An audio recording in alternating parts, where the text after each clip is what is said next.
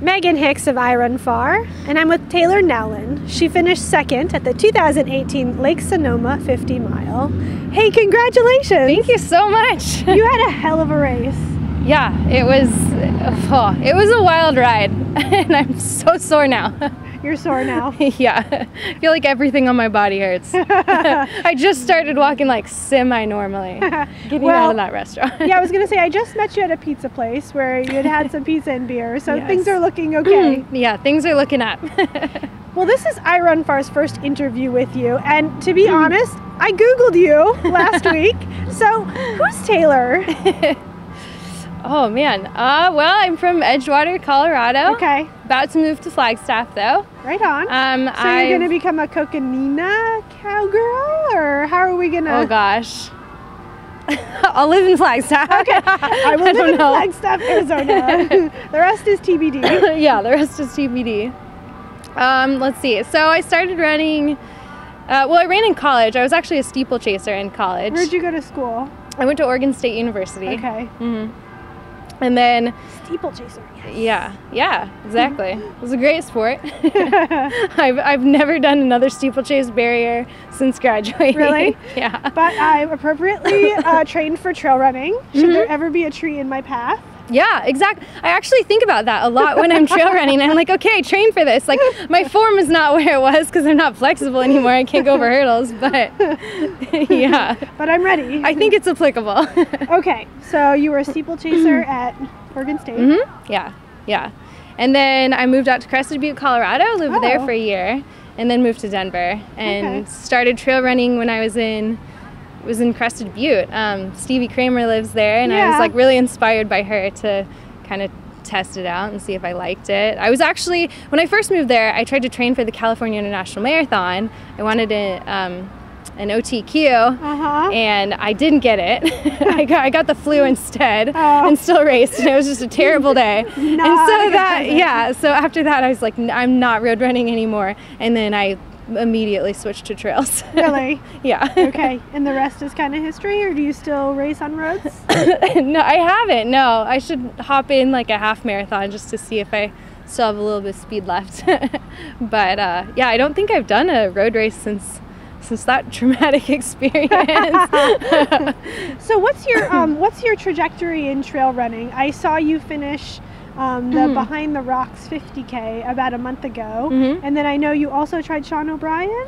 Yeah, I got third at Sean O'Brien, and yeah, those were my only races this season so far. Yeah. So what's your history with trail running, or racing, I should say? What'd you do last year? So last year, my goal was to win the U.S. Skyrunner Series. Okay. And I was able to do that, thankfully. The shorter distance or the ultra distance? I did the shorter distance. Okay. Yeah. So that was a really fun experience. I love really, really like technical trails, and so that's kind of why I chose that as my goal.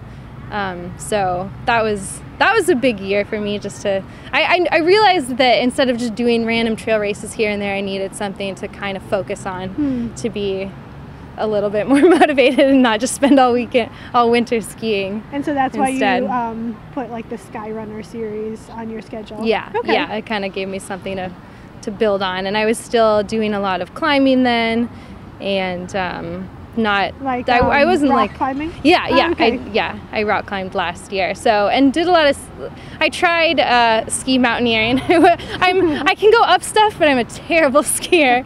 So this year I bought a season pass and was like, okay, I'm gonna get good at skiing. And then there was like no snow in Colorado, and I decided okay, now's the time where I really want to focus on keep running. Yeah, exactly. Just like run through the winter. This is actually the first winter that I've ever like really seriously trained.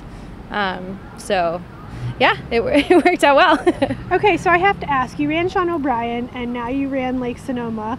Are you hunting a golden ticket? Is it not just coincidence that you show up at a couple of these races? I kind of just wanted to get into some more competitive fields. Okay. Really, that's why I'm here. I haven't done a lot of big races with a lot of really fast women, so that's what attracted me to this. And yeah, so we'll see if I might do Lavaretto, I might do Western States. Both on the same day, so you can't do both. Yeah, so that hasn't been decided yet. That's my answer to the question about whether you're going to take the golden ticket is also to be determined. Yes, also to be determined. Okay. So, La Sportiva needs to come through on Lavaretto. Got it. And if they don't, then I'll be at Western States. Yeah, that's the plan. So La Sportiva better decide in the next week. Yes. Did you see that wink, you guys? As I did. Okay. If it works, I don't care. No shame. So let's talk about today's race. I think you took it out pretty hard. Like, you were pretty immediately in second position. Yeah, which I didn't realize. I honestly thought, because I saw Keely in front of me, and then I saw someone else who I thought was a lady, but it turned out it was a guy. And so the whole entire race, I don't know, he's a ways away. But, I know, not naming names, but, Except for it was the guy in the red jersey. I know what he looks like. No, anyways, so I thought I was in third, like, the whole time. And when people kept saying, you're in second female, good job, I was like, no, that's a lie. I'm in third. I know this. I saw that woman. But I was wrong. So, yeah, it was a fun day. I have a little bit to work on with my nutrition. Okay. I kind of had some hiccups towards the end, and I think the last like 15 miles or so, all I had was like a goo. And so the finish was really rough for me. Okay. Well, let's talk a little bit about how like the course went, because, you know, for like people who are from the Rocky Mountain West, they usually find this course unusual. Yeah. Like not a technical track, but like loads of climbing built into the track. Yeah, I mean, I don't train on stuff like that at all in Colorado, but it really reminded me a lot of growing up in Portland, because Forest Park looks actually really similar. Okay. And a lot of the trail runs I did in like high school when I lived in Portland looked a lot like that. So when I was out on the course, I was just thinking like, oh, it kind of reminds me of home.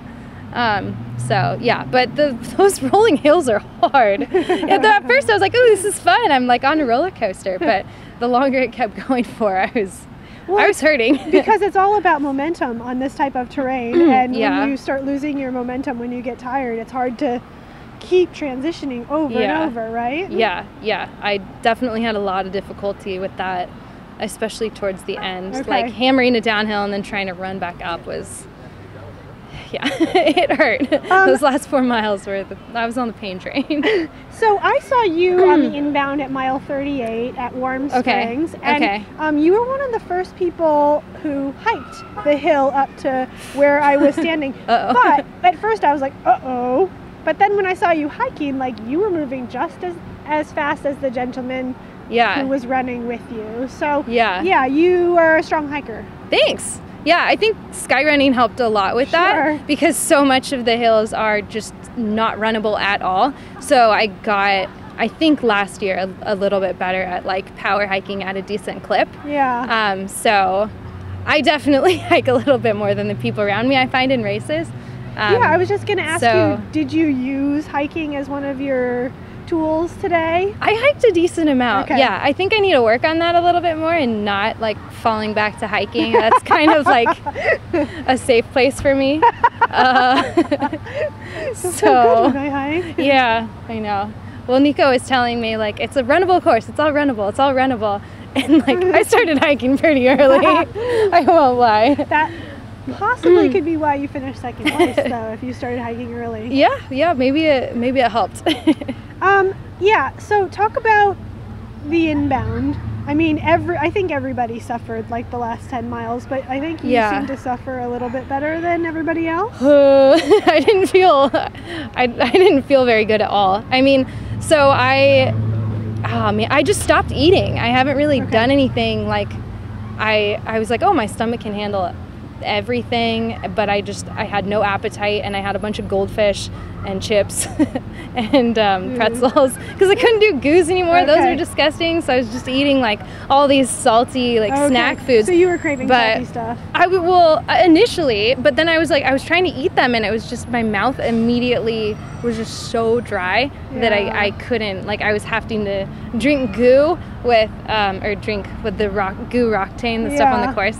I was drinking that with with pretzels or goldfish or whatever. It was a weird combination. But it was working. It was not working. I don't think I'm going to do that again. Okay. It was the only calories I had, so I was just trying to be resourceful with what was in my... Get anything in. Stuffed in my sports bra. Yeah, pretty much. Did you have any read on where the other women were? Or were you looking back? Did you ever get a glimpse of anybody? Yeah, I was... so at mile... Let's see. What mile was... I think at mile 30, me and third place were like really close to each other, and I took off and was like, okay, I'm gonna try and drop her, and hopefully she won't catch me, and then I'll be in second and just stay in second. And then coming into 40, the little aid station at mile 45, it's a tiny out and back. And when I was coming back up the hill, I saw her coming down, and she was like looking great and said hi and was just like so cheery, and I was like, oh no, this is my worst nightmare. I know, I was like, I can't get past. So those last 4.7 miles, I was running really nervous and very scared. It must have made you run fast enough to, yeah. Yeah, it was motivating. But I think I needed it, like, yeah, in a good way. And the last 4.5 miles are pretty mean. Well, yeah. Yeah. It's actually 4.7, 8? 4.7, this is a 50.3 mile race. Yeah. Yeah. Yeah. It's a mean finish. It's a, yeah. Yeah, it was gnarly. All those little bumper hills just become more and more painful the further. And they're all bumpering. You're running for. They trend uphill too. Yeah. And the hard part about that course is you'd never, like, the terrain blocks sound, so I couldn't really hear. My watch was a little bit off, and I couldn't really hear the finish line, and so I was sort of waiting, like, okay, when am I going to hear that I'm close? Where is it? Where is it? Okay, it needs to be here soon because I'm dying. But yeah, I rounded the final corner, like crossed that road, and then had like a mile to go, and was like, thank goodness. Now I know. Yeah, now I can eat pizza and sleep for like 4 days. Get on to the most crucial part of today, recovery. Yeah. Well, congrats to you on your second second place so much. Finish. Thank you. Yeah, and we look forward to seeing, where you head next. Yeah. See you in Europe, maybe. Yeah, I hope so. Or see you in Squaw. It's a win-win situation. It really is. I really can't complain. Okay. Well, congrats again. Thank you so much.